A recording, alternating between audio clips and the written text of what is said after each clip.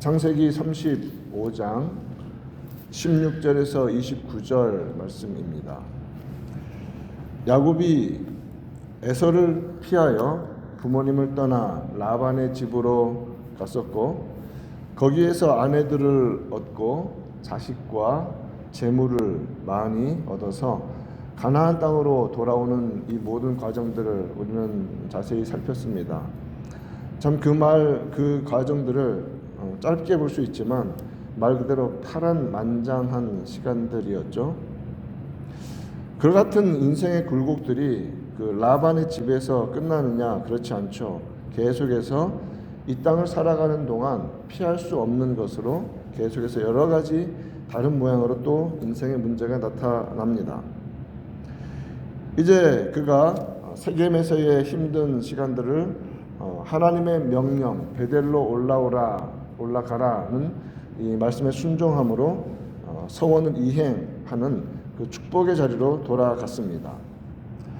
하나님으로부터 언약의 축복을 그 베델에서 다시 나타나신 하나님으로부터 충만히 받았습니다.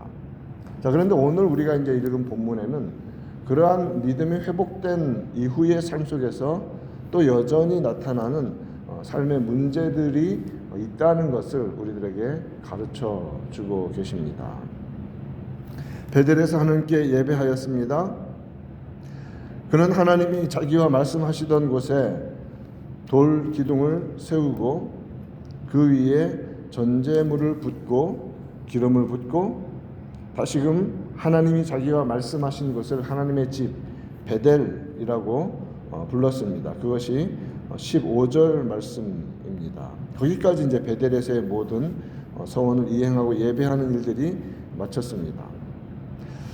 하나님의 집에서 하나님께 서원했던 온전한 제사를 드림으로써 언약 관계 속으로 이끄시는 하나님께 온전한 순종을 드렸습니다.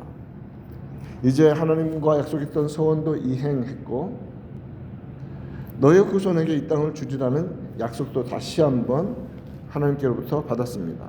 그리고 곧바로 이제 16절 그들이 베델에서 길을 떠나 예배드린 후에 바로 이제 서원을 이행한 후에 떠났다는 말씀이죠. 길을 떠나서 에브랏에 이르기까지 얼마간 거리를 둔 곳에서 어떤 일이 벌어집니까? 라헬이 해산하게 되어 심히 고생하였다고 합니다.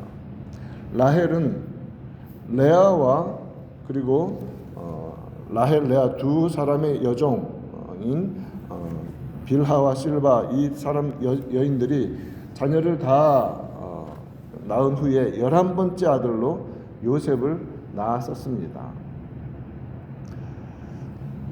이제 가나안에 돌아와서 하나님께서 다시금 그녀의 라헬의 태를 여셔서 12번째 아들을 출산하는 것입니다.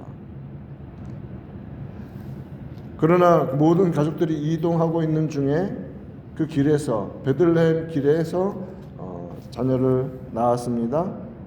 너무 난산이었습니다.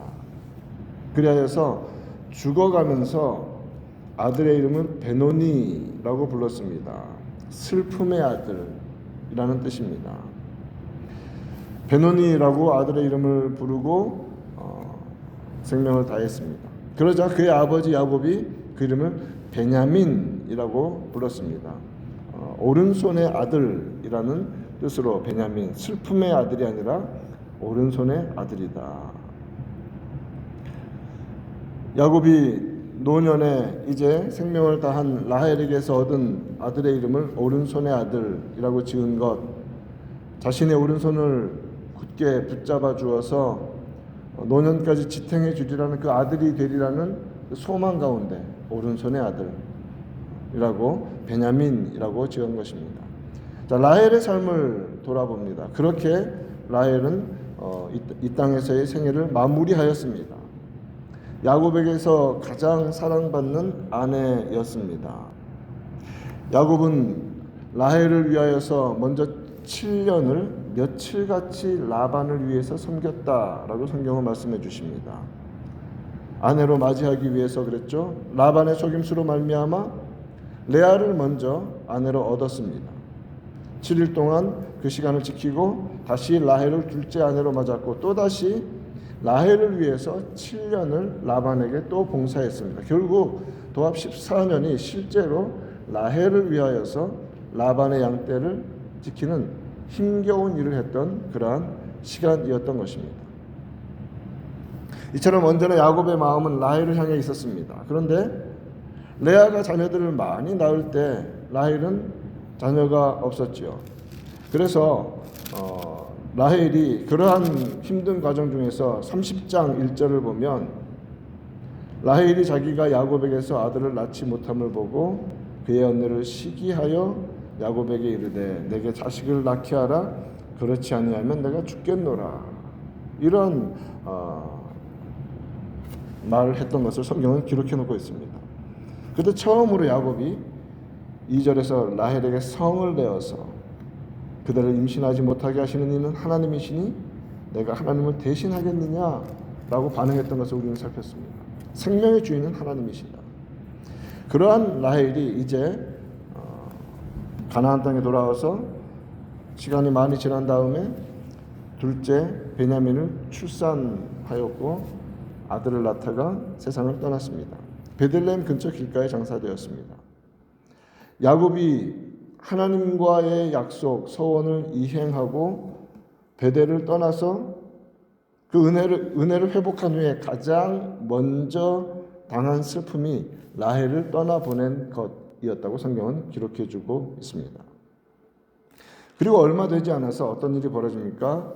첫째 아들 루벤이 아버지의 첩이며 라헬의 여종이었던 빌하와 동침한 사실이 이스라엘에게 야곱에게 알려지게 됩니다. 그러한 일들을 계속해서 지금 야곱은 당하고 있는 것입니다. 언제 이런 일이 벌어집니까? 베델에서의 은혜를 회복한 후에 계속해서 삶의 문제들이 나타나고 있는 것입니다. 이 일로 인하여서 야곱은 평생 그것을 마음에 담고 있었죠. 49장 2절에서 야곱이 마지막으로 아들들에게 유언하는 자리에서 르우벤에게 4절에서 내가 아버지의 침상에 올라 더럽혔음이로다 그가 내 침상에 올랐었도다 라고 책망을 받습니다. 그 같은 일들이 야곱의 생애 중에서 계속해서 일어나고 있습니다. 그 이후로는 우리가 이제 살피게 될 것입니다. 이삭은 180세에 죽었습니다.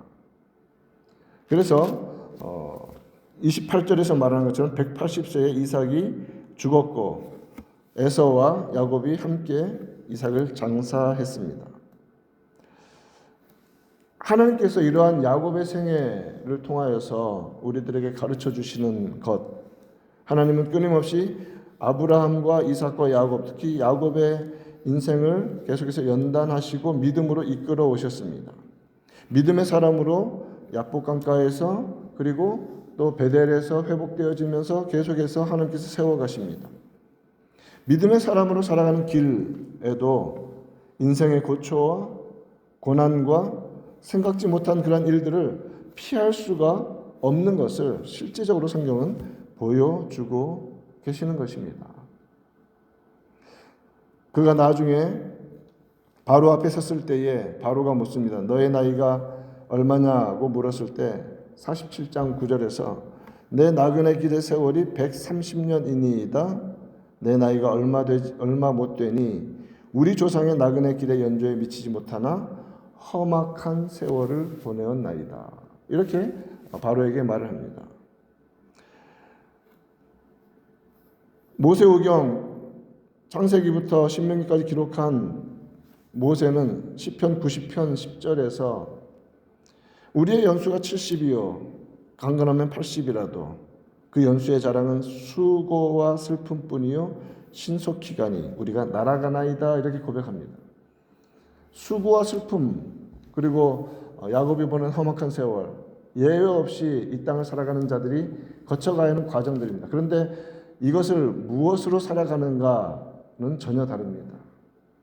우리는 이 길을 믿음으로 살아갑니다. 하나님을 믿는 믿음으로 하루하루 한 걸음 한 걸음 우리는 살아갑니다. 그래서 주만 의지하며 또 우리의 살아가는 모든 길에서 주의 말씀에 순종하며 살아가는 것이 진정으로 복된 길이며 또 하나님은 그 길에 축복을 주십니다. 보호하시고 인도하시고 하나님의 뜻 가운데 우리의 삶을 통하여서 하나님의 거룩하신 구원의 목적을 이루어 가십니다. 그러므로 오늘 우리 삶을 살아가면서 하나님만 의지하며 말씀에 순종하며 겸손하게 주님 붙잡고 살아가는 은혜가 오늘 하루 가운데 온전히 넘치기를 우리 구주 예수님의 이름으로 축원드립니다.